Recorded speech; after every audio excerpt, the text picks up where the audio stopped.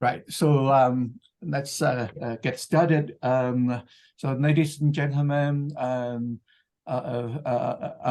Zoom, we haven't done this for a while, the Zoom meeting. Welcome to this book launch.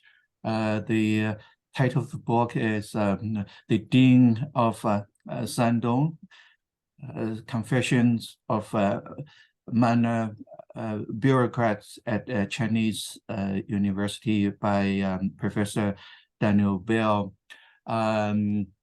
So the book is well known. We're very happy to host this launch. Unfortunately, the circumstances changed overnight from a physical meeting. Now we have to move the entire event on Zoom.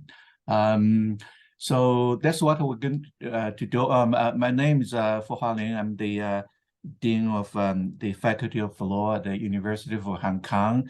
I'm also thinking about writing a book. The Dean of Hong Kong U will be interesting. I need to learn more from my learned friend.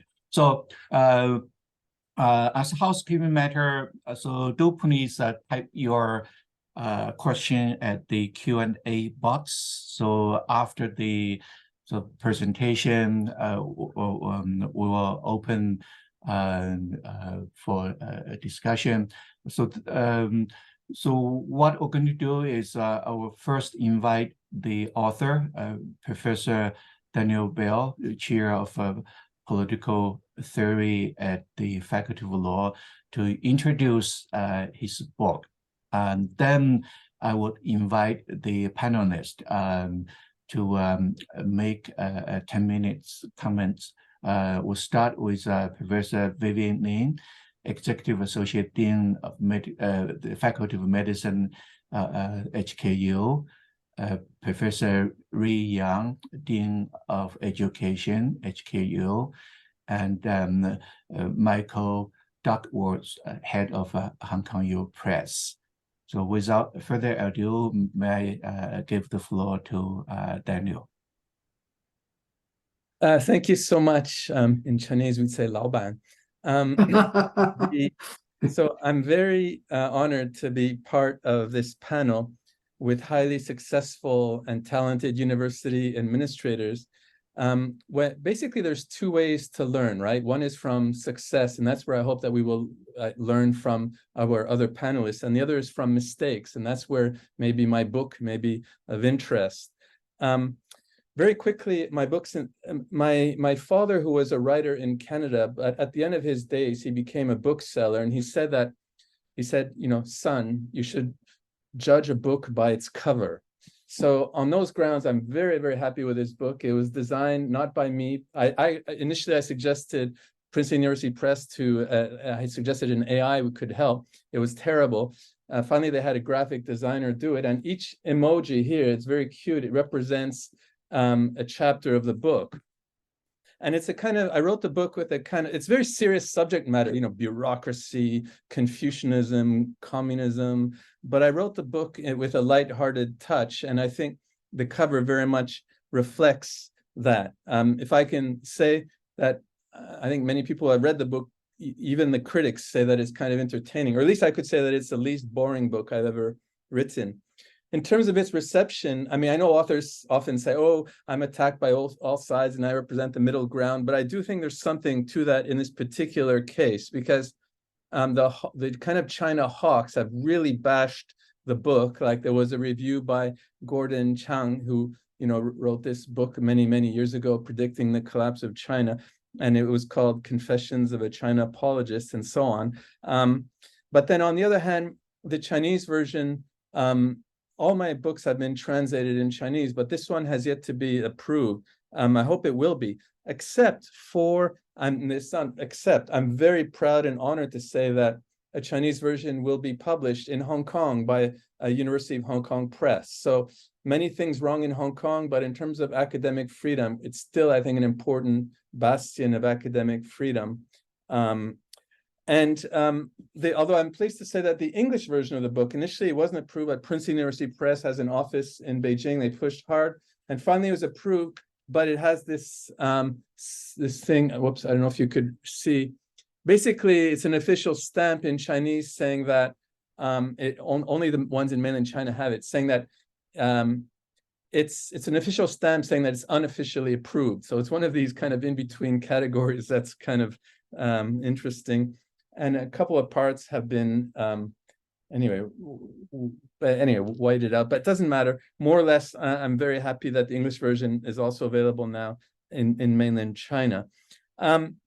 So I have limited time. I'm going to make 3 points. And as a bureaucrat in China, whenever I gave a speech, I was told, stick to 3 points. If it's 1 or 2, it's too superficial. 4 is unlucky number. 5 is too many. So 3 points, that's what I'm going to do now. And I did give lots of speeches in China, and eventually I got used to it. But there's one that I never quite got used to. And maybe here there's a contrast, definitely with the West and maybe with Hong Kong.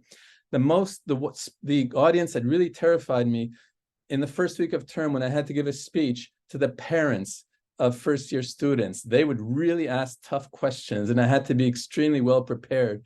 Probably in Hong Kong, we don't have that experience, but there's just some, in terms of what's distinctive about the mainland Chinese experience, I think this is a good example. So first, why did I write the book? Well, obviously, it was quite of a unique experience. I'm from Canada, although I've lived in China for nearly 3 decades.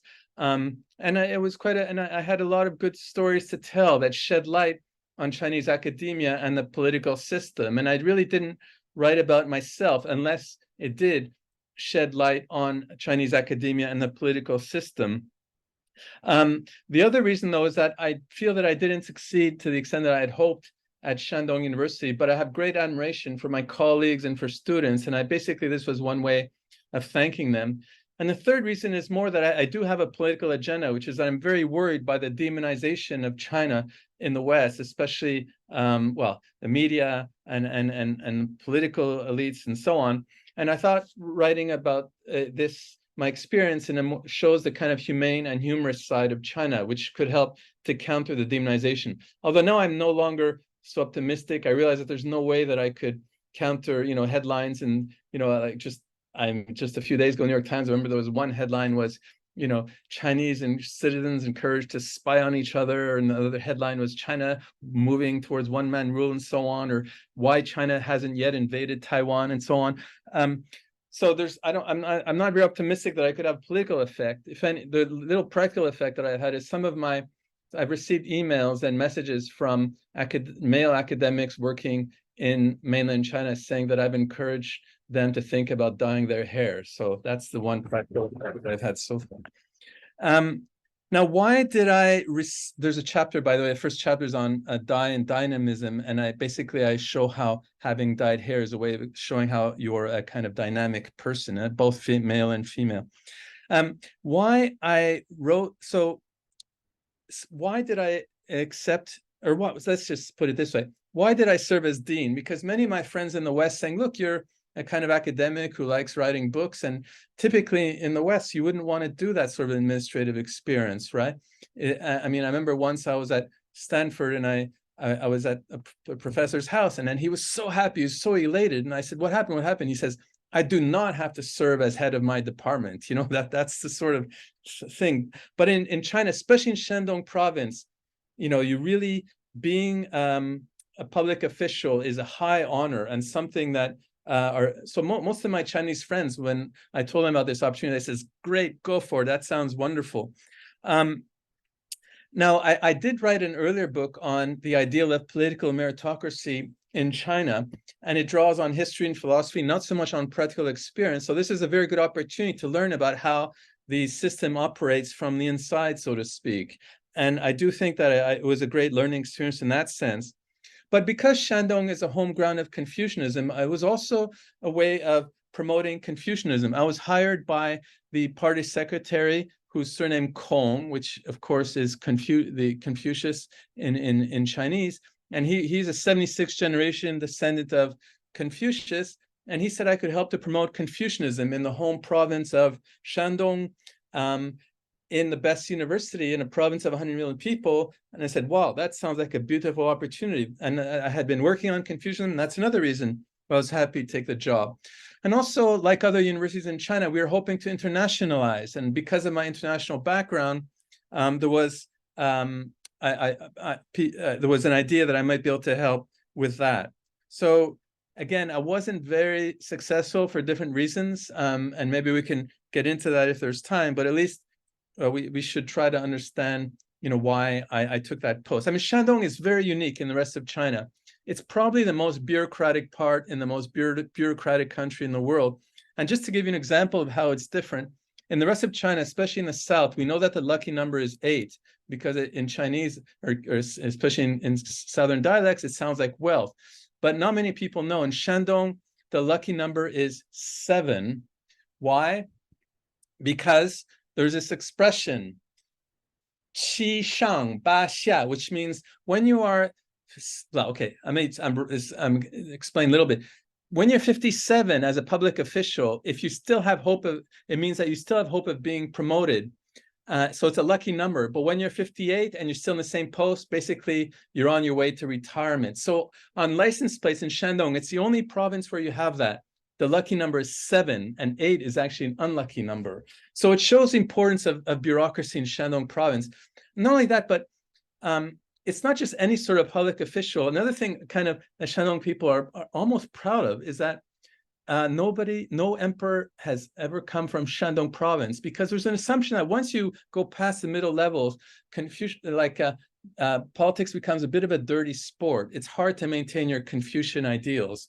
But at the mid-level of bureaucracy, very much this kind of Confucian ideal that the best life is serving as a public official. It's so central in Shandong province. So what I learned very quickly, I think I've already spoken too long. The Confucian, I've been writing a lot about the return of Confucianism in China, and I do think it has stalled a little bit over the past 10 years for different reasons that we can get into. But Shandong province is the one place where Confucianism is still so strong, both in terms of people's kind of aspirations and in terms of how it influences everyday life. And I give lots of examples of that in the book, in terms of how teaching works, in terms of the banquets that we have, the endless banquets. It sounds, I mean, actually, that was my favorite part of the job, with, drinking and eating, highly ritualized and hierarchical rituals, but eventually they're meant to benefit and make everybody feel part of a community. There's a kind of, through drinking and other rituals, you have a strong sense of bonding. And so I described some of that in the book. Another part that I learned was that it's not just Confucianism that has made a comeback. I mean, in the 1980s, Confucianism was regarded as more or less dead, but frankly, so was the kind of Marxist tradition. It didn't really inspire intellectuals or political reformers. But my experience in Shandong is that the Marxist tradition is very, very strong, not just in terms of, justifying the status quo, but in terms of political ideals that motivate people. And that's one thing that I learned, and I described some of that in the book as well. Finally, I mean, I learned many things just as a mid-level bureaucracy, like how the role of the party secretary, we tend to think that it's a very political role, which it is in some ways, right? I mean, of course, the party secretary is there partly to enforce the official kind of value system and so on. But the party secretary spends a lot of time, well, in this sometimes building a new campus. Like when I first went to the campus in beautiful Qingdao, before I took the post, 5 years before I took the post, there was nothing there, it was an empty field. And then 5 years later, it was beautiful campus, mainly because of this, many reasons, but one very important reason is the constant efforts of the party secretary Kong, who hired me. And much of what they do is kind of taking care of problems on campus. And like, for example, when it was the COVID times, it was the party secretaries who spent endless hours living on campus and trying to deal with it. So that's why I say that sometimes they're more like harmony secretaries. And by the way, a very interesting thing is when sometimes party secretaries retire, they become therapists, because the same sorts of skills that are necessary to be a good party secretary can also make them good therapists. So that's one thing that I learned. But I'm going to end here because I really hope to learn from the other, from the experience of the more successful administrators on this panel. Thank you. Thank you. Thank you very much, Daniel. I'm sure there will be questions later on. So may I now invite Professor Vivi Nin to give her remarks. Thank you. Thank you very much, Hualing, and thank you, Daniel, for the overview of the book. I'm not sure that I'm going to offer any lessons of success, but I do want to explore the question that I first asked Daniel when I heard about the book, which is being dean the same everywhere, or is there something particular about China? I enjoyed the book immensely, and I think my answer to my question is there are some similarities and then there's some differences. So let me elaborate, drawing on my experience not only in Hong Kong, but also in Australia, because I think there is also interesting cultural differences. So I'm going to also do it in 3 ways. First, just some quick comments based on the chapter headings. The second is a much more serious question of what is the job and who should do it. And the third is really about what is the responsibility of university as an institution. So first, the chapter I'll start on is chapter 2, I think, Drinking Without Limits. And let me just say, this is not unique to China, although the ritualized fashion maybe take on a distinctive form. But Friday night drinks are quite important in Australia, and a very male phenomenon as well. So there's an interesting gender dimension. But in Hong Kong, it seems that whiskey is more important than beer at the pub. Next chapter is about censorship, formal and informal.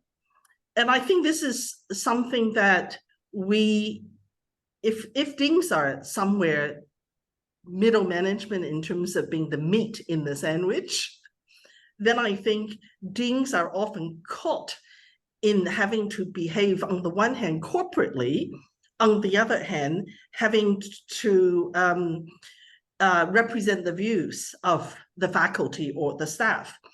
And so it's a very fine balance between whether you are actually being a mouthpiece for senior management or being a mouthpiece for your staff. The book then goes on to say, what's wrong with corruption? And here I'd say, we might think of Hong Kong, Australia, many other places as having rule of law in the sense of well-established regulations and procedures. But I would argue that guanxi matters everywhere, and that there's always a process in the appointment, which is partly merit-based, but not solely merit-based. And then the book goes on to talk about academic meritocracy. And here I think we see this in China as we see in Hong Kong and everywhere else, is the way global university rankings are driving a lot of the behavior. So it's defining perhaps academic meritocracy in a very particular way, where there is global convergence. And finally, I think there's a chapter on the case for symbolic leadership. And I think this might be where there is divergence, where we see much more executive leadership that is actually expected. So that takes us to this question of what really is the job and who should do it and how should it be done? Is the job for someone who is the manager, administrator over a very large cost center, which it is in Australia and Hong Kong? So in that sense, being an executive manager is often more important than being the academic leader, with that academic leader being more at the departmental level. Now, Daniel's book talks about a more collective form of leadership.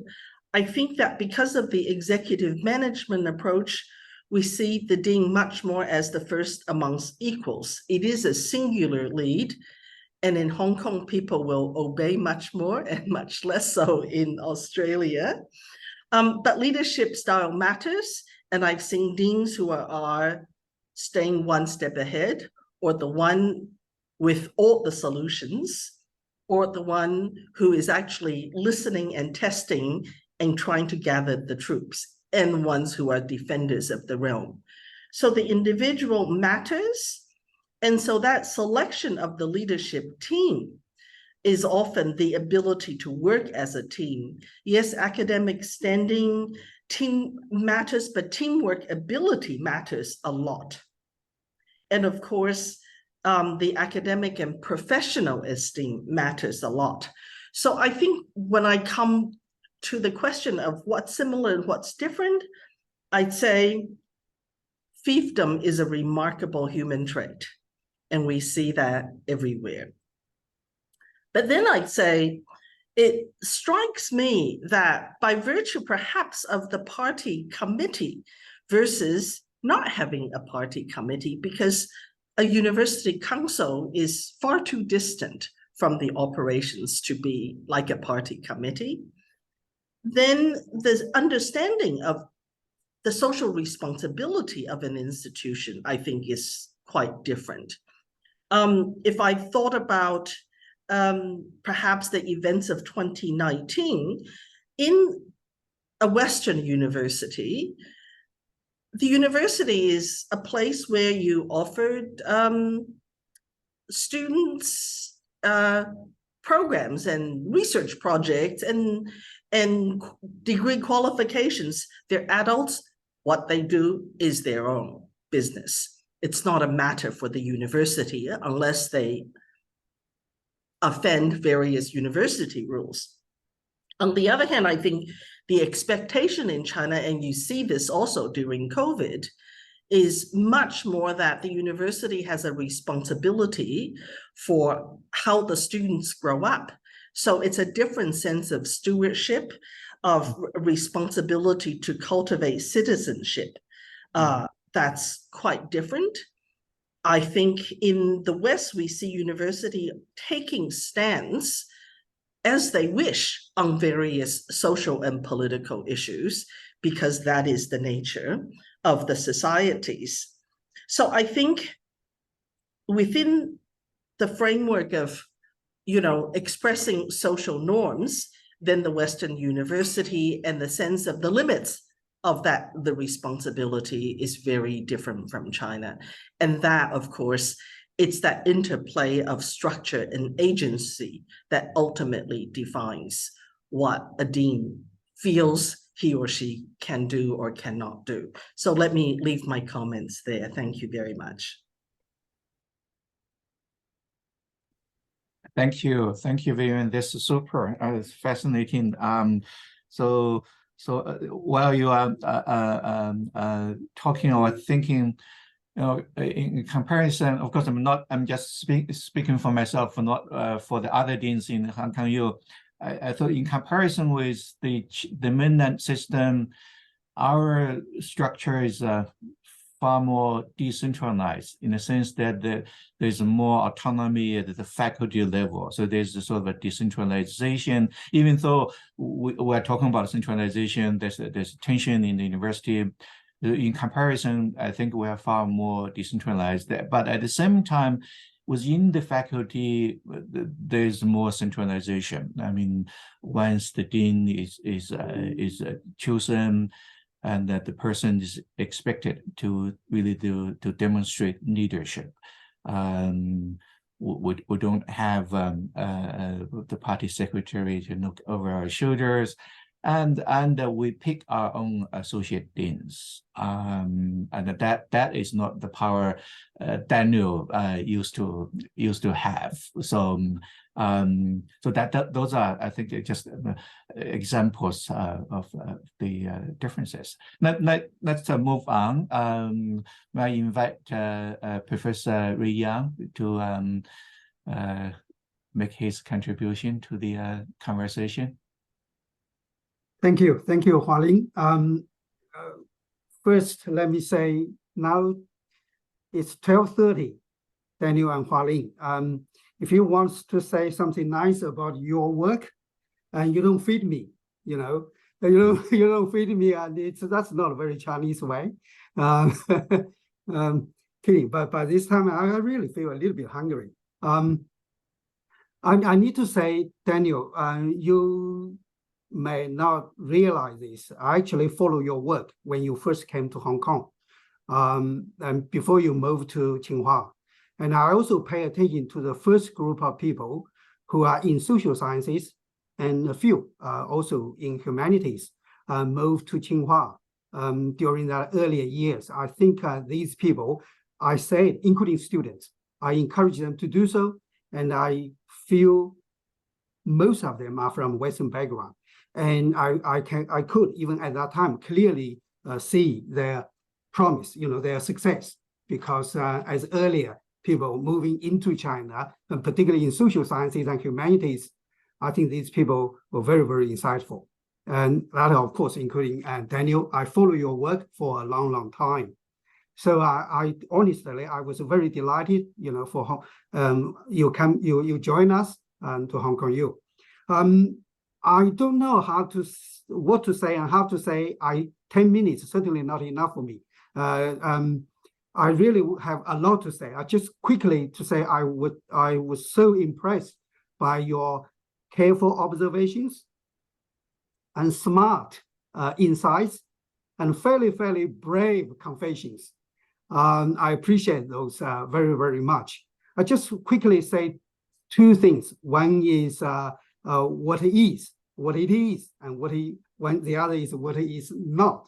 Okay, both actually to my delight on one hand, and to my surprise to some extent on the other. Very interesting. These days, over the past few years in particular, and I try to offer a different interpretation of East Asian higher education development.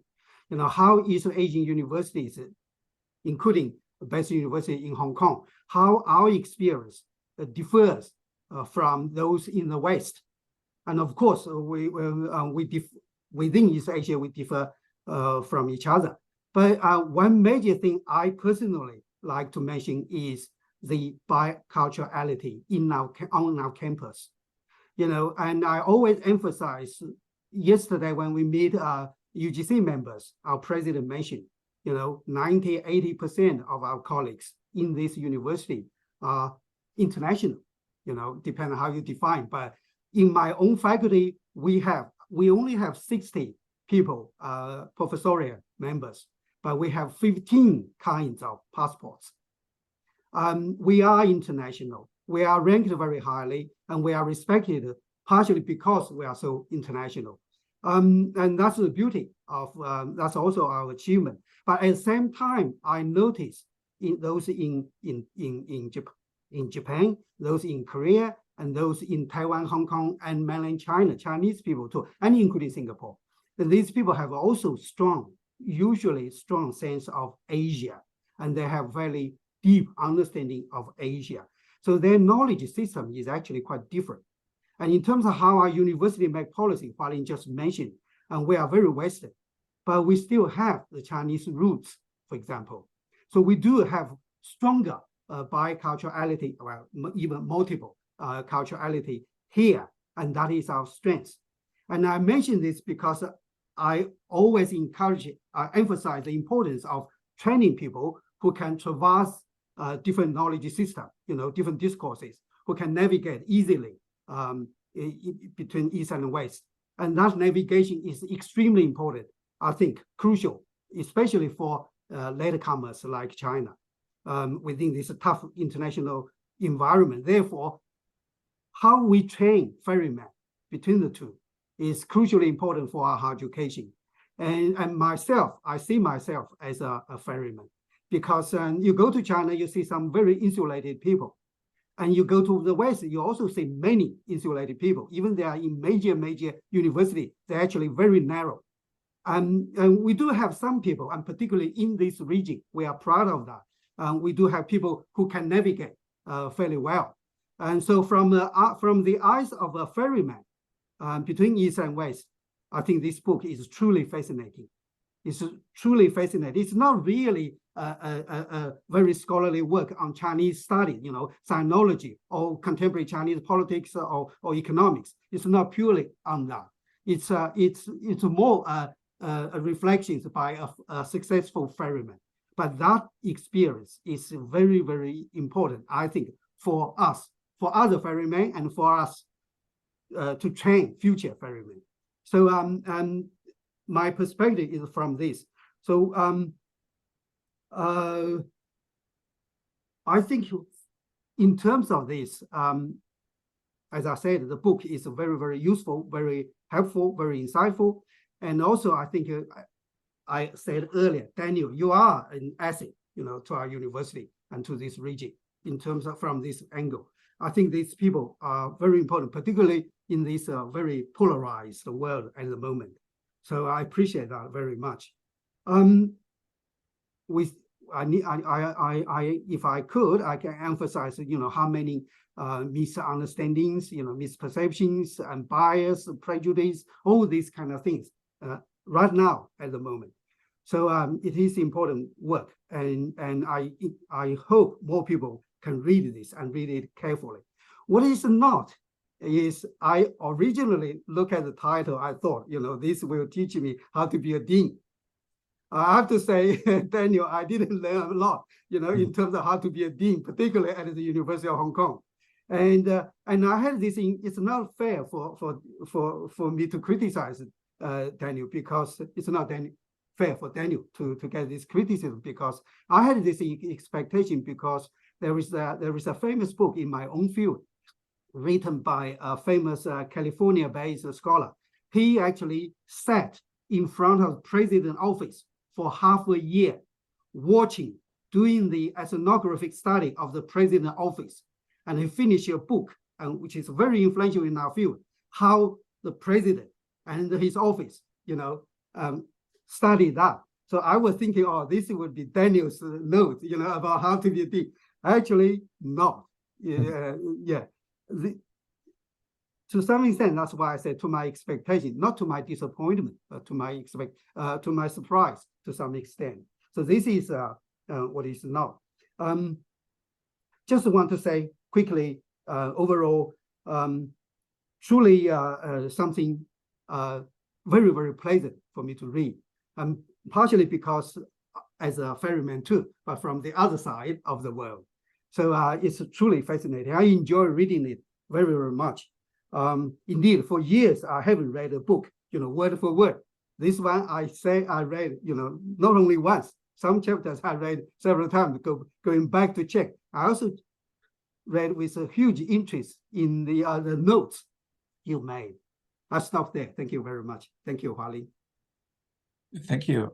Thank you. Just one sort of a comment to continue the conversation. You mentioned sort of the diversity of the faculties in Hong Kong U. Of course, so we all say this is our strength, right? We ranked high, in part to a significant degree because of a level of internationalization, both in the faculty and the student body. So you mentioned 16 sort of nationality.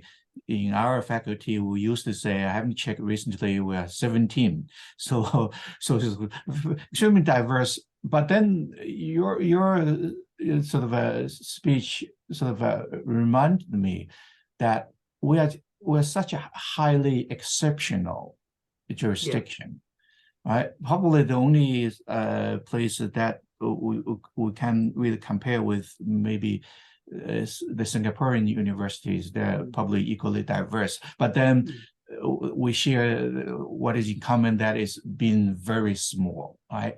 Yes. So in the sense that if you look at all the great universities, faculties, I don't think they are that diverse. American law schools are mostly taught by American professors who grew up in the US, were educated there. I presume that applies to the UK and the Australia. So in that sense, probably we need to really think about what is our identity. Do we have identity as say the HKU or the faculty? Sometimes I worry that internationalization becomes status, right? In a way, is relatively easy to achieve. Right? It doesn't have its own substance. It's just a form, right? Just as you mentioned, it's just a passport, right? So let me invite Michael to talk about the publication of a Chinese version. Michael.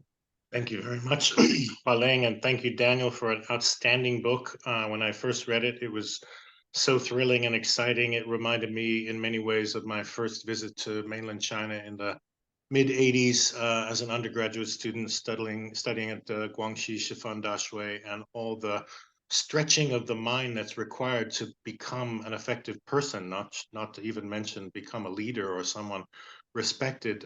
There's 100 different things I could say for hours about what's great about this book.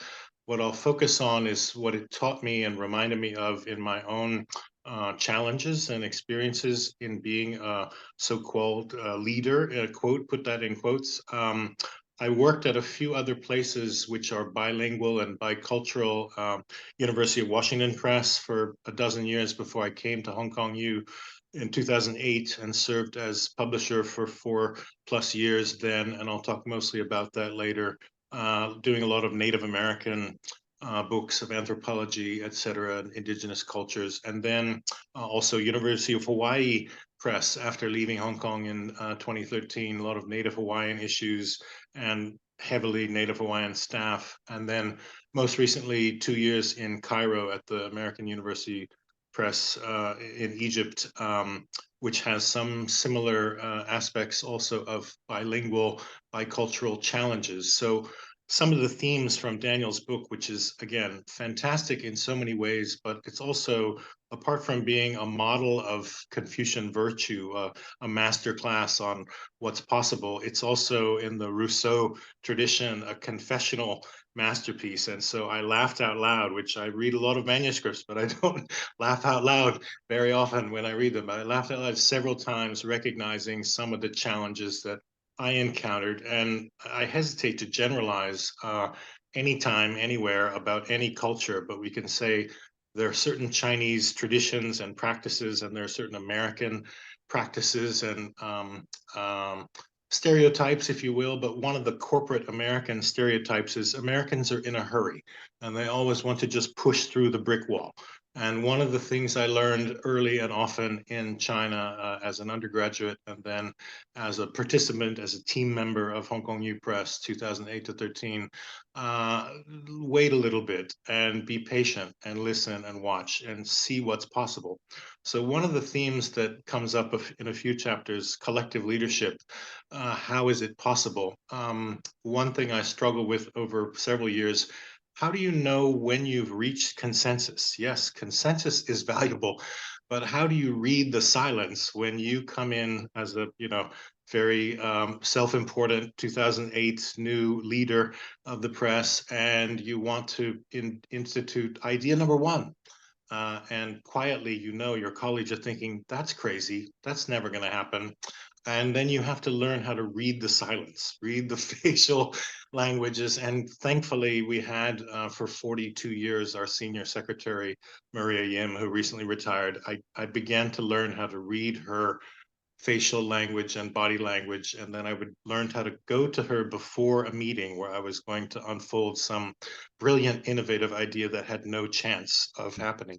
And then also you have to understand the distinctive traditions of discretion and absolute loyalty to the university as much as to the press from each of the staff. So how to create a space where everyone around the table feels comfortable.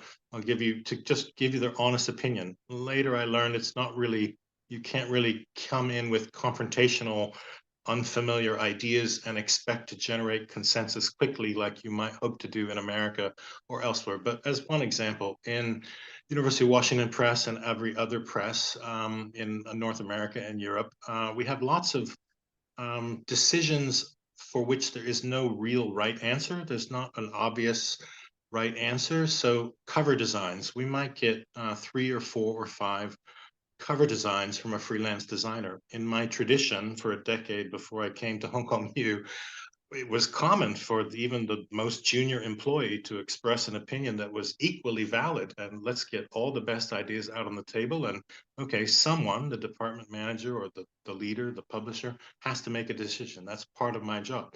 But I can only make that good decision. I can only align with Confucian virtue if I can gather the best advice candidly, privately, or openly from all the colleagues. Everyone's voice is equal for such a question where there is no right answer.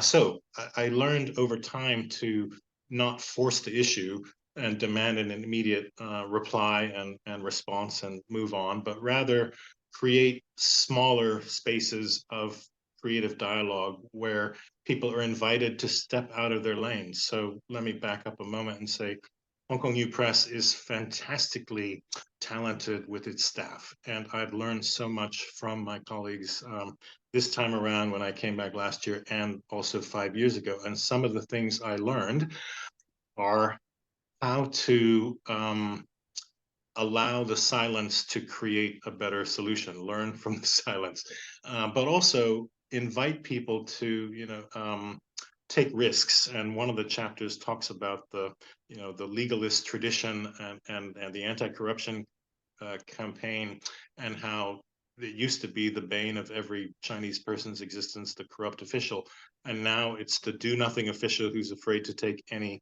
kinds of risks, whatever. If you move to another level of strategic planning, what should the organization become in 3 to 5 years? Yes, I can write my own narrative of what I think should happen, but it's not going to be realistic and effective unless I get the best advice, candid advice as I can. And so how to create that trust with individual employees, it takes time. But as Daniel's book is many things, if perhaps most of all, it's a tribute to his colleagues at Shandong U. I also want to take the opportunity to say I've learned as much or much more from my colleagues at Hong Kong U Press than I've, and it's made me a better leader. I would confess, if we had more time, to different failures or struggles, but I'm not the smartest person in the room most days on most conversations, but ultimately I enjoy the job because I respect so much the loyalty, dedication, discretion, professionalism, and the collective interest in creating harmony, preserving stability. The group of staff collectively defines what's possible for me. And then I'm also in the middle a lot of the time between authors' expectations, marketplace expectations. I have to communicate to them with real, honest, candid feedback from the staff what's possible. So I enjoy that kind of navigational moment. When we get to strategic planning, it's very quiet and subtle. Subtlety and harmony and a few other concepts, radiated quite large for me. And then just one last point in the concluding chapter on symbolic leadership. I won't quote at length from the book, but there's a suggestion that sometimes the best thing is to do nothing, and maybe that's what do nothing as long as possible, and that's what your employees, your staff really expect from you. And if you're going to open your mouth, you better make it count. Don't waste your breath too often. So I've been playing with that in recent months, this concept of symbolic leadership, and would I be more effective as a leader if I was less verbal and let other delegate as much as possible, empower and invest the staff with the authority to take risks and make choices, and occasionally the best thing for me to do is to leave the room and say and set aside my own personal biases. I look at a lot of covers and manuscripts, and I have a bias against the color kind of mustard. Like, I really don't like to see the color mustard on a book cover, and it has to look good in a 1-inch thumbnail online, and it has to look good but if other people collectively decide that this is the best cover design and it's mustard, fine, I can live with it, as long as so to get out of the way sometimes as a leader and let the consensus emerge privately, quickly. And to underline one last point, humor and humanity, which runs throughout Daniel's book, throughout Chinese civilization. This is a really valuable leadership skill to engage in the right way. You know, it's potentially dangerous or risky to invest too much humor in any situation, but on the other hand, to allow people that kind of breathing room to understand, you know, the context of like this decision is not necessarily the end of the world. The more humor and humanity we can reinforce as leaders, the more effective we can be. I'm only effective as a leader as long as the full staff is healthy and positive and innovating and moving forward. So that's where I get my satisfaction more and more as a leader after having survived, thankfully, and improving year by year, I hope, based on the inputs of fantastic Hong Kong U Press staff. I'll leave it there and look forward to questions. Thanks for the invitation. Thank you very much for this sort of humble confession from the head of Hong Kong U Press. Thank you. May I just invite the audience to input your questions, if any, to the Q&A box. Before we go to the questions, may I ask Daniel whether you have any quick response to make? It's not response. In Chinese we say 补充, just like complementing what some of the other successful administrators have said. I mean, the ones who are so just about what Vivian mentioned, China versus West, and Dean. I think it starts with the word. The word, like in Chinese you say 院长, which means dean. It sounds so like beautiful in Chinese, and not just among like university people, but I lived in a tiny village. Actually, it wasn't quite in Qingdao. It's like an hour from Qingdao, the new campus. So I'd often deal with, people, in little stores and restaurants, or when something is broken, I would phone. And then as soon as I would utter the word yuanzhang, wow, things like,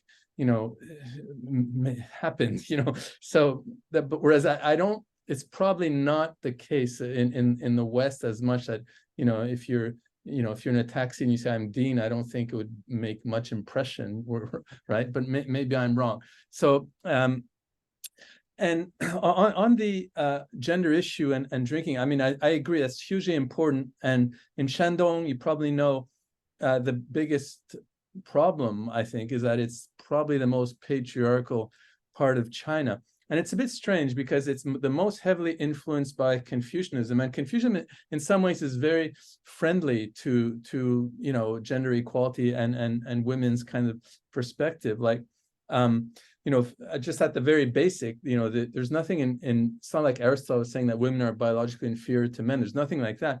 And some of the Confucian ideals, we should pursue caring relations in the harmony in the family. Sorry. We should pursue harmony. We should, the main virtue is ren, which often is translated as benevolence, but I think love or humaneness is a better word. And there's lots of dialogues between like the care ethics, feminists, and Confucians. So at the level of philosophy, there's a lot that you suggest that actually, compared to many other traditions, it would be actually quite friendly to gender equality and women's needs and interests. But in practice, of course, it's not always the case. And in Shandong, even it's this kind of vulgar view of Confucianism has probably more sociological impact than the philosophical view. Like the vulgar view, like children should blindly obey their parents. Students should blindly obey their teachers, and wives should blindly obey their husbands. I mean, that's total distortion of the text, but that's the view that has had most sociological impact. So I think there's a great need to to use more of to inspire people by the ideals embedded in the tradition rather than the kind of vulgar Confucianism that influences the society. But and there's a big difference between the kind of rituals in the university and outside the university. Like in Shandong province, still now in the rural parts, the women often are not allowed to sit at the men's tables. I mean, it's that crude form of patriarchy. But at the university, of course, we don't have that. And if people don't like to drink, then they could have, instead of drinking baijiu, the white liquor, they could have water and partake of the toast, and that's perfectly acceptable. So it's much more of a kind of softer a form of hierarchy that's more friendly, I think, to those who aren't at the top of the hierarchies. Now, in terms of the collective leadership, I mean, as my dean said, I mean, it's true. In mainland China, it's very different. I went into the collective leadership the very first day. You know, we had 4 vice deans, 3 party secretaries. They were not chosen by me. It's the Department of Organization, you know, which is like the Human Resources Department for the world's most, you know, powerful political organization. They also have strong influence within the university, and they're the ones who choose, you know, who are the vice deans and so on. But it's a kind of, as I show, it's not that in a, like they interview people, you know, and they interview those who have more power. They interview the colleagues, they interview those with less power. And so they have lots of input when they make those decisions, but it's not the dean. So in that sense, the dean definitely has less power, let's say, than in Hong Kong, where there's not this kind of system. But the party secretary, again, they have other responsibilities, you know, and this goes a bit to what Vivian was saying, that it's also about it's an expectation of teachers and leaders within university that they're responsible not just for like students, you know, grades and so on, but really professional and moral growth. So the party secretaries, they have an obligation, for example, to help students find jobs, you know, and they would be ranked according to how well they help the students find jobs. I mean, I don't think there's that sort of element of care, frankly, even in Hong Kong, you know. Let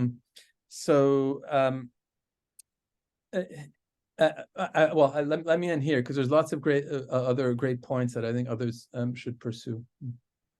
Right. Let me just pick a few questions for you, Daniel. And there's an interesting one. You are free to pick your own questions, Daniel, as well, from the Q&A box. So the question is, right? You've been in Shandong, in the mainland, and you are also educated in the West, lots of experience in Western universities. So the question is, how does the academic culture of Hong Kong strike you? Is it between the two are basically Western? Well, so in terms of academic freedom, commitment to academic freedom, I still am quite hopeful. I mean, we know that there's been a bit of a downturn of late, but it's still, compared to mainland China, it's much, much better. And of course, I hope that continues, and I hope that has influence on mainland China at some point. And it's the way that it's not, Western is such a big category, right? When I was first here in the 1990s, it was very much a British university. And, you know, we graded according to British norms. The top leaders tended to be British. Like even the senior common room, 14th floor was Chinese, 15th floor was Western, but it was really like British. And there was this kind of ethnic division, which was a little bit disturbing, frankly. But that's all gone now. Now we've moved towards a much more, let's say, North American model in terms of how the university operates, which in some ways is a good thing. And because it's so international now, there's no kind of, you know, dominant, you know, colonial group that has more power. So, and also it's much more meritocratic. I mean, of course, there's always problems, tons of problems, and there's maybe, you know, it's too much, you know, crude measure of, you know, which publisher matters, and rather than the content of what you do and write and so on. But in those days, it was really pretty arbitrary, like who would get tenure, who would not. Now, at least there's some sort of procedure. So in that sense, it's more, I guess we can say, closer to, again, the North American model. To what extent there's influence from China, of course, the fact that most professors, there's more professors now from mainland China than from Hong Kong or any other place, has great influence. And people's research interests tend to be more focused on mainland China than before. I mean, in the past, and when I was here in 1990s, you know, there's very few people working on, you know, the humanities and social sciences with a kind of Chinese interest, and law, of course. But now it's much more focused on mainland China than it used to be, which I think is a good thing as well. I mean, you asked what the identity of Hong Kong should be. I mean, yes, we are ultimately a bridge between mainland China, not just the West, but with other, with the rest of the world. And I think we need to be firmly anchored in Chinese kind of culture and society for that purpose. Thank you. Any so the panelists, any comments from? I'll just continue with the questions on the Q&A box. So another question, which is also interesting, is what are your hopes for this book? In an ideal world, how would you like the book to be received, and what effect would you like it to have? I mean, we write things, try to achieve some impact. So what is the impact ideally you want to achieve? Yeah. It's hard to answer in a kind of non-modest way. I mean, once I was told that when you write something your test should be, will people 2 generations from now still want to read it? You know, so in that sense, you know, maybe it is a kind of record written in a kind of lighthearted and humorous way of how things more or less worked from the perspective of a kind of somebody from foreign background in Chinese university, and hopefully a young, if the world is still around, so I don't mean to sound too pessimistic, 2 generations from now, they could just pick it up in the library and enjoy it. And I think I mentioned that I did have this political agenda to kind of demonize China, you know, that I worry so much about the excessive bad news on China. There's tons of problems in China, and I mentioned them in the book. I mean, that's, of course, try to be balanced. But on the other hand, you know, there is this kind of humane and humorous side, which is not well known outside. And if I could communicate that, I'd be very happy. And I also hope, as mentioned, is a bit of a tribute to my colleagues and students at Shandong University. And sometimes I realize that, like, even praising somebody can go the wrong way if somebody else isn't happy with that you praise one person. I hope that any mistakes that I made, I'll be forgiven for that in the next few years. Thank you. I think you mentioned in your book that you were afraid to talk to the students' parents at the beginning of the year. Is there any particular reason why you're afraid? Well, almost all of the talks, the speeches that I gave, I would just give the speech. Others sometimes would give speeches, and then that would end, including, and maybe this is different than Hong Kong as well, including our faculty meetings. And people would come, and they would sign up. Usually the leaders, all the leaders of the collective leadership would give speeches, and there would almost never be questions and participation from the professors. And to the extent that there are problems, often I'm told there's something similar to Hong Kong. Sometimes you would solve them outside of the meetings. You know, you would do lots of consultation, or sometimes invite people for drinks and talk about problems that way. And you would solve the problems in this informal way rather than in official meetings. So the speeches that I gave were almost always format, just giving the speech, bowing, thank you, and then leaving. With that one exception was the parents of the students, and they would come from all over China and very, very much concerned that they're handing over their children, to the university and to our faculty. What are we going to do with them? And how can we help them? And they would ask very tough questions, and it have to be immensely well prepared. And it was the only meeting that I had where I would be genuinely nervous going into the meeting. And I think that's probably quite distinctive. Correct me if I'm wrong, but in Hong Kong, there's no such experience, right? And I'm almost sure in the West either.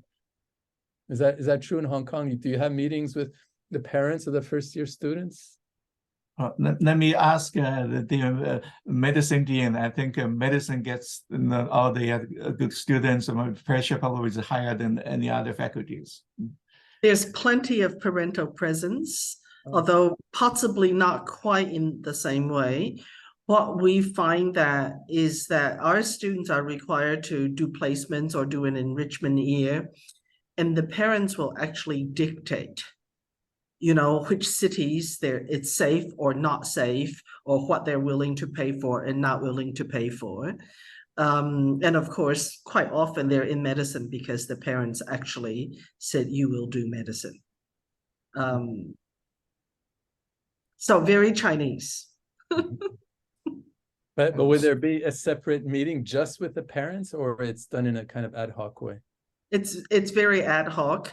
And then you do have parents who will actually, email you directly or seek meetings to talk about their students, including wanting to get transcripts and everything else. And of course, you just say, look, your child is over 18, you have to have their consent. I would never dare to say really that. have that experience here. So maybe they're just very happy to be in the law school. That's it, right? There's no question asked. So the hands off. Right. Let's move on. There's another question on so I think you said in your book that there's no one way to lead. The leadership could have a different style. The question is there any intrinsic quality, right, between sort of the universal quality and the particular quality where you stand? Well, I think the one very important quality, and like when I wrote this book on, they call it China Model on Political Meritocracy, and I argued that the three key qualities of leaders, one is having, because the issues are so complex, especially at higher levels of government, is having above average IQ.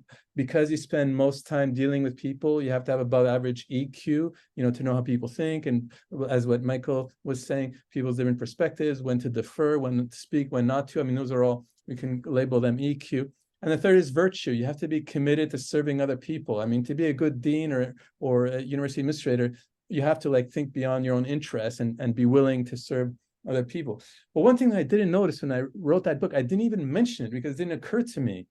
There's one thing that you need to make any of those work, is the capacity for hard work or stamina. I mean, I think it's true in elsewhere, but definitely in mainland China, you're always on call. There's no rest, including the weekend. The meetings last 4 hours. And it's just so physically exhausting, and I again mentioned during this COVID, many of the leaders lived on campus, full-time on call. It's so physically demanding and exhausting. And then it turns out that I looked at I started reading more about history of great administrators in Chinese history, and that's mentioned often. Somehow I missed that when I wrote my book, The China Model, is, just this capacity for hard work. The most successful administrators have that. I didn't have the same stamina that my other leaders have, and I think that's one reason why I didn't succeed to the extent that I had hoped for, and it didn't even occur to me that would. I mean, I could read a novel all day, no problem. Even reading an academic book, I can read it pretty much all day. But being a leader involves dealing with people, sitting through meetings. It's a different kind of capacity for hard work, and I just realized that I didn't have it to the same extent as my other colleagues. You have it. I mean, all of you on this panel, and that's, I think, why you're more successful than I am. Right. Okay. Let's move. Anything to add from the panelists? Also, the quality of a good leader, beside being hardworking. Well, I think that one of the tensions that we actually do have is around our selection and the extent to which academic merit is the most important thing versus the leadership and management skills, and whether that's, the head of a department or a dean. And how do we strike that balance, I think, is one of the issues we have to grapple with. Yeah, thank you. Right. So this another question is related, right? It's a good question. Kirby's book, Empires of Ideas, which try to identify how German and later the American ideas of research influenced Chinese universities in setting the research agenda, the direction. So the question is, do you think the Chinese universities is consciously trying to imitate foreign models, or are they trying to be innovative? I think that's a great question. And Kirby's book is a wonderful book. I must say, I read it very closely and I learned much from it.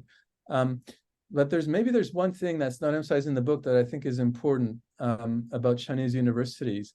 And lots of things wrong, constraints on academic freedom, interference by party secretaries and so on.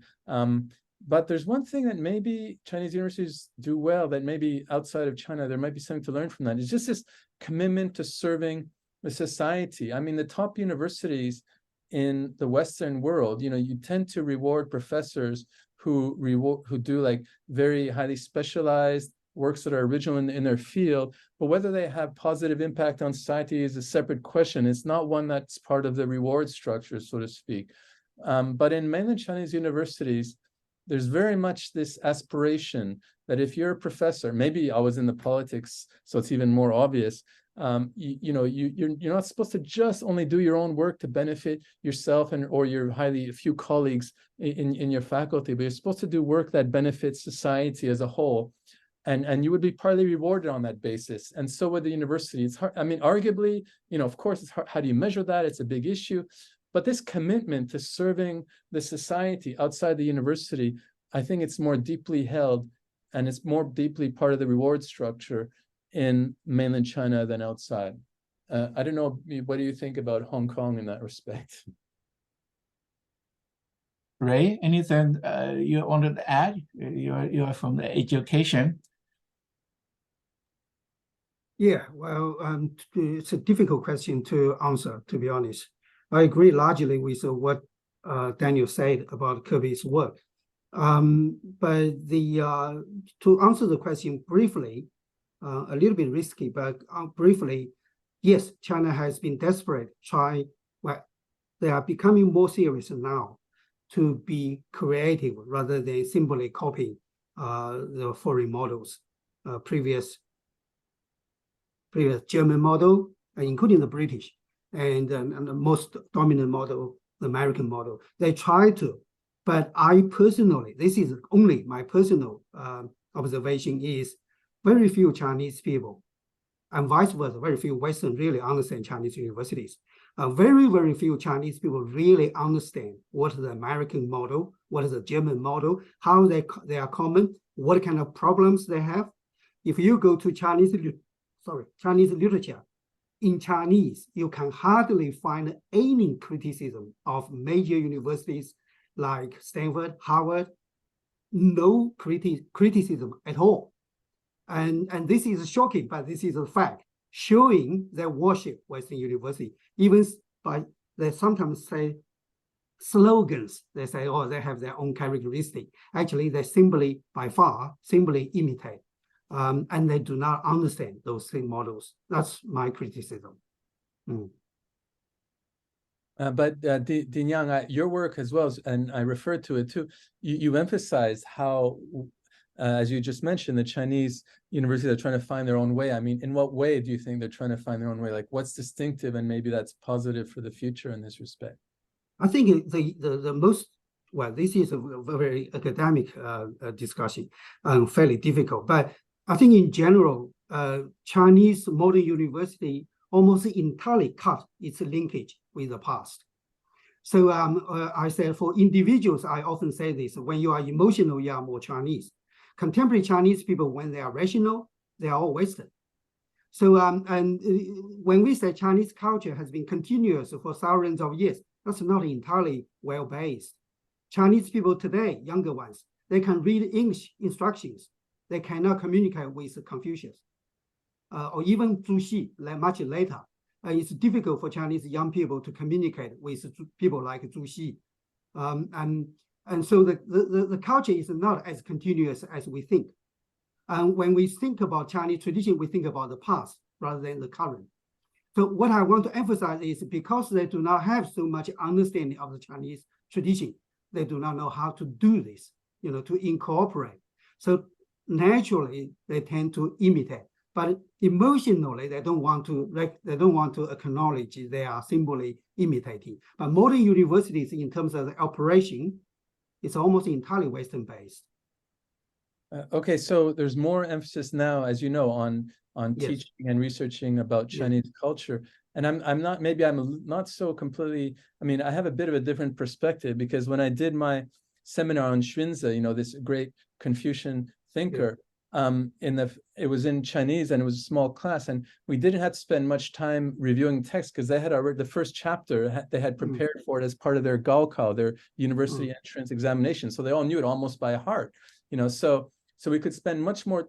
I've taught Western students and Chinese students about Confucianism, and frankly, it's much easier to go in depth with Chinese students because they do have this basic familiarity that's often lacking in the West. Yeah. Well, that's Daniel. You are right, partially, because they have some elements in the school textbooks, including Xunzi, 劝学篇. But I think that's the only Xunzi. That's the only part about Xunzi they know, and that's only a small piece there. So when I say understanding the grasp, I don't think contemporary Chinese people overwhelmingly they do not have this preparation. That's the huge issue. So to answer, Daniel, your question earlier, I think they need to develop a fairly good understanding of both. Then they know how to do. I think more balanced. I think that's what also universities and Chinese government try to achieve at the moment. Yeah. Right. So let's move on. We have another 15 minutes. Please input your question if you have any question in mind. That's a good opportunity to interrogate Daniel, which normally you don't have. Now, so the question is whether I'm going to continue to write your experience as a scholar, as a future dean in Hong Kong, about your experience in Hong Kong. And the more serious note, the question is, so as a scholar, how do you perceive your agency, right, in collecting Western and the Chinese culture at HKU? Okay. Well, about the first question, no, definitely not. I'm done with writing this kind of book. So in terms of my, I'm not exactly sure what is meant by agency, but one of the advantages about being in Hong Kong is that, as mentioned already, the academic freedom and the great libraries in both Chinese and English, and also just easy access to get books from outside, whereas in mainland China, it was hard often. So it's in terms of my own next two kind of book projects. One is I'm drawing on the debates in the Warring States period, the Warring States, the political debates, and showing to what extent they shed light on contemporary controversies. And then I want to write another book, hopefully co-authored with the professor in School of Chinese called Wang Pei, who also happens to be my wife, on what it means to be or to become Chinese. And I think being in Hong Kong is a wonderful place for those two book projects. Now, so that's a question. I will add my own sort of a bit to this question. So the question is, can you come up with a more receptive China-oriented narrative globally, given the demonization of China in the West? So my bit of the question is, how do you assess the effectiveness of your past scholarship in conveying this message? You mentioned the hostile sort of responses you have received.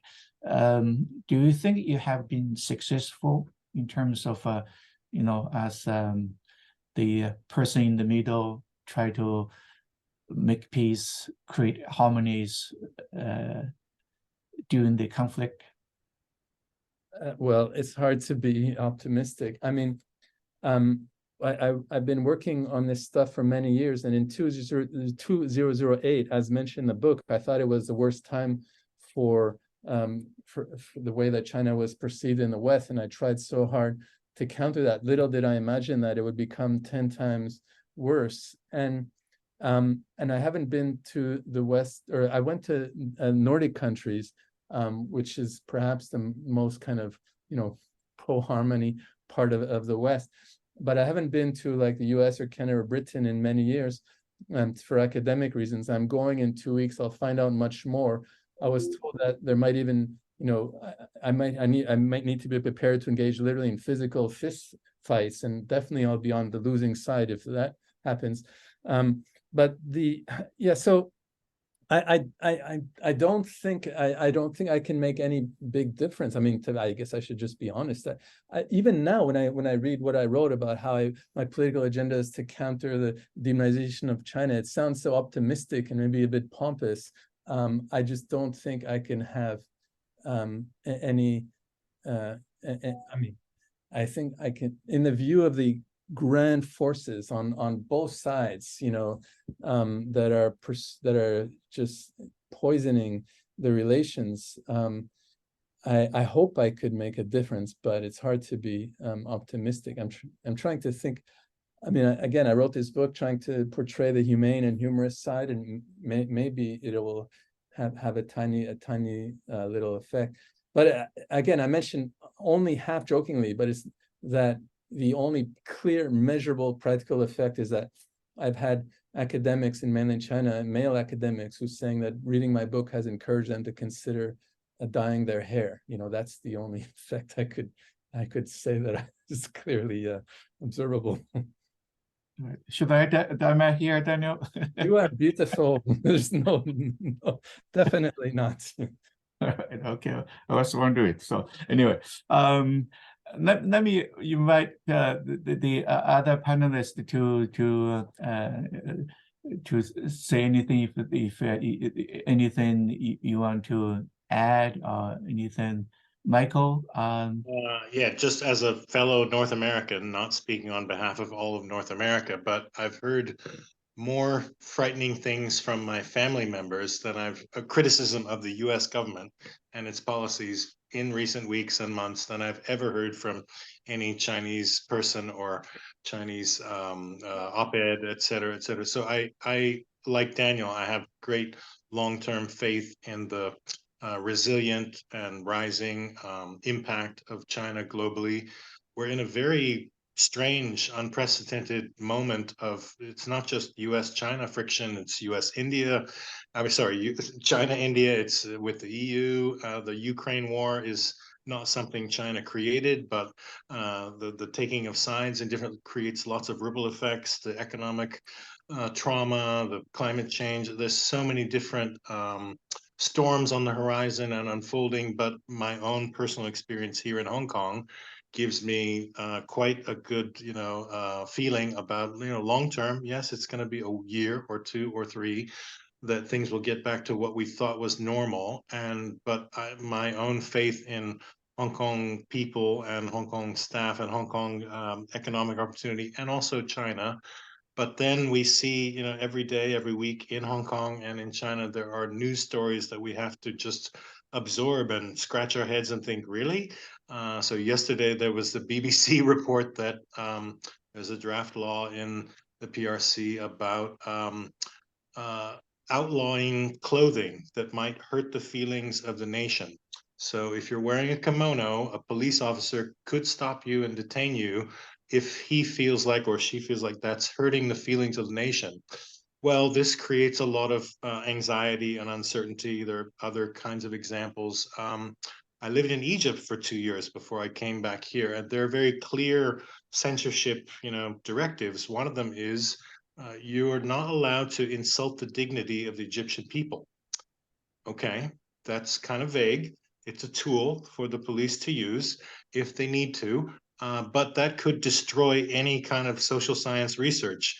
So the biggest problem we have, I think, here in Hong Kong going forward is how do we manage our own level of anxiety and self-censorship and keep inventing, keep creating value, connectivity with Hong Kong, with mainland China, around the world, and not let the perception of fear overtake the possibility of virtuous leadership prevailing on both sides.